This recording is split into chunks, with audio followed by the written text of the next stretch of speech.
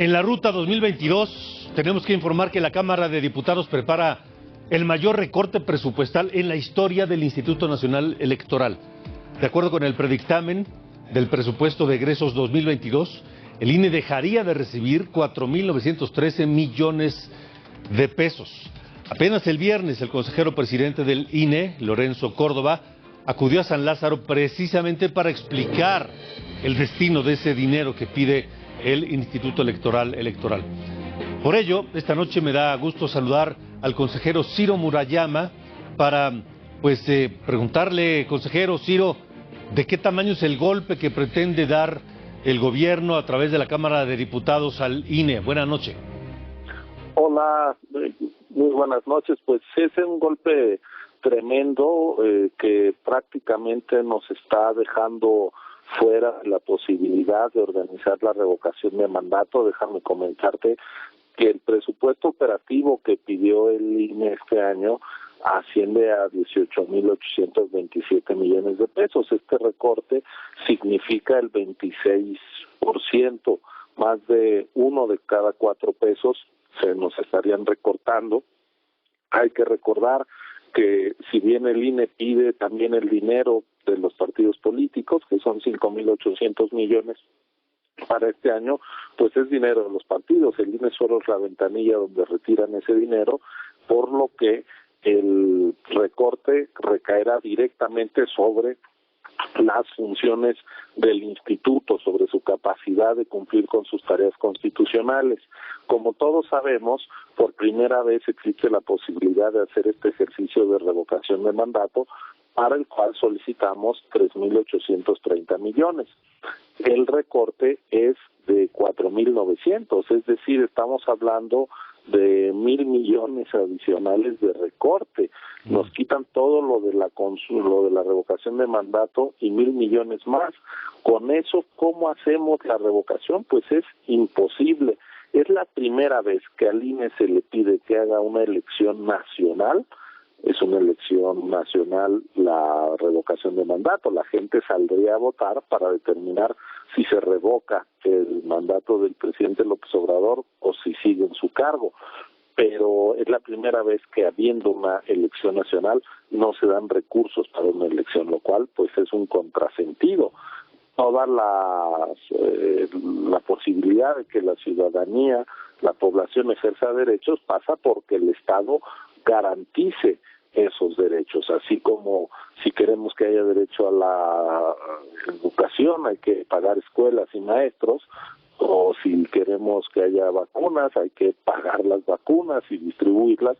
Pues si queremos que haya ejercicios políticos hay que instalar las casillas, y nos están dejando sin un centavo para poder hacer este ejercicio. Ahora, consejero Ciro Murayama, ¿cuál es la razón? Porque yo recuerdo que desde antes de las elecciones del pasado 6 de junio ya se estaba advirtiendo que no se estaba considerando un presupuesto para este ejercicio de revocación de mandato.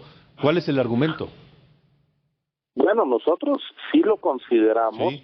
Porque la propia Corte, cuando hicimos la consulta popular de este año, que no nos dieron recursos, pero sí, que fue posible organizarla, porque coincidió en año de elección federal, entonces pues estaba ya toda la organización dispuesta, y digamos que eso fue una actividad adicional que se montó, permíteme decirlo así, sobre ya todo el trabajo de campo organizativo que habíamos hecho para la elección.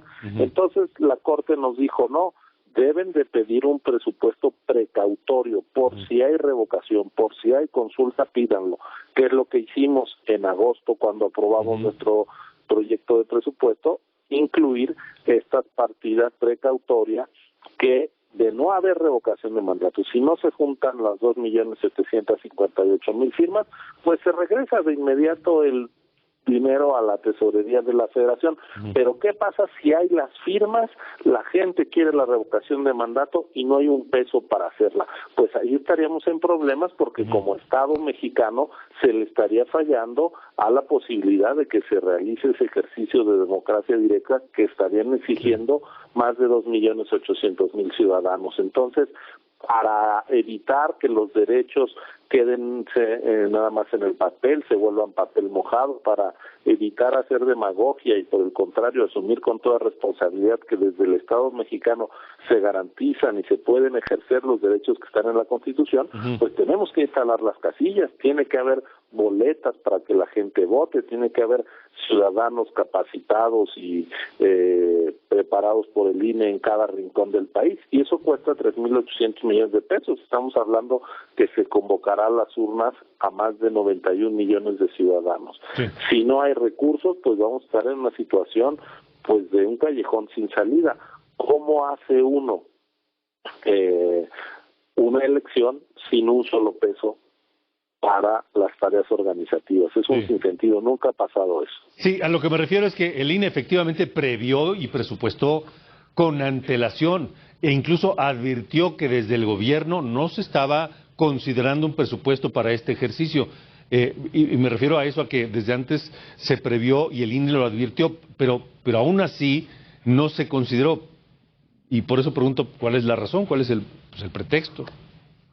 Pues la verdad es que en el presupuesto que mandó la Secretaría de Hacienda sí está considerado, porque la Secretaría de Hacienda no puede alterar el proyecto presupuestal de los organismos constitucionales autónomos. Entonces, la Secretaría de Hacienda hizo todo lo que corresponde a la Administración Pública Federal y las transferencias a las entidades, en fin, etcétera, etcétera, y añadió lo que pide el Poder Judicial, lo que pide el INE, y en efecto la Cámara de Diputados puede hacer ajustes. Al Poder Judicial le están ajustando el 4% de su presupuesto. A nosotros, como órgano autónomo, nos están quitando el 26%.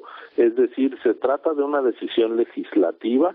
Claro que el legislativo va a tomar las decisiones en concordancia con el gobierno de la República porque ellos tienen la mayoría de los votos, pero yo lo que quiero llamar la atención es que esto no es un hecho consumado, todavía estamos a tiempo de que prive la responsabilidad, la sensatez y no se dé un recorte de esta proporción que acabaría minando la posibilidad de la revocación de mandato, que quien lo impulsó para que estuviera en la Constitución fue el presidente López Obrador. El que quiere someterse a este ejercicio básicamente es el titular del Ejecutivo.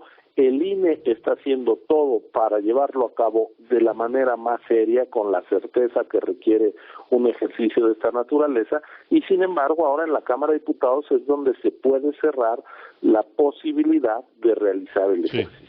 ¿Es una consigna que no tenga el INE el presupuesto para esto? Pues yo no sé si es una consigna, pero es una medida que ya se está procesando en la Cámara. Entonces yo espero que antes de que llegue al Pleno se pueda corregir. De lo contrario, pues seguramente el INE tendrá que tomar medidas para acudir a la Corte, en fin, ya veremos, pero pues no lo demos por un hecho consumado, tratemos de persuadir, aunque pues sabemos que eso en este contexto de poco diálogo y poca disposición a entender razones y argumentos, pues es realmente complicado. Pues, consejero Ciro Murayama, esperemos que efectivamente se haga una reflexión profunda y se autorice el dinero necesario para esto. Por lo pronto, seguiremos en comunicación. Muchas gracias. Al contrario, gracias por permitirme dar estas explicaciones. Buenas noches. Gracias, buenas noches, el consejero electoral Ciro Murayama. Pero, mientras todo esto ocurre, en más de la Ruta 2022,